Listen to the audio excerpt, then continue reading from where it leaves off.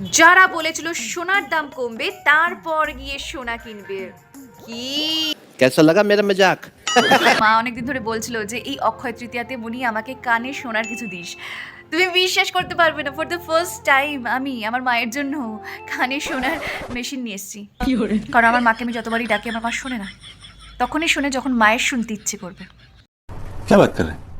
I don't know ভাই, তারপর থেকে আমার মা আমার সাথে কথা বলছে না, বলেছে আজ থেকে তোর বাড়িতে খাওয়া বন্ধ।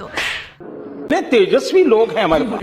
এর জন্যই বলে আজকালকার বাজারে কারও উপকার করতে নেই। দেখো সোনার দাম যতই বাড়ুক, আমরা বাঙালি, আমরা শুনতে আর শোনাতে এক্সপার্ট। দেখো সোনার দাম বেড়েছে, তুই নিজের বাবু সোনাকে আজ থেকে বাবুর রূপও বলা শুরু করে দাও।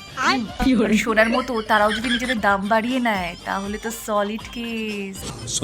না মানে অনেক দিন পর্যন্ত আমি এটা জানতাম অক্ষয় তৃতীয়া মানে অক্ষয় কুমারের জন্মদিন।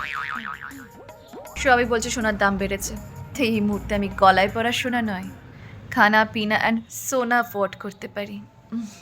ওকে, গুড নাইট।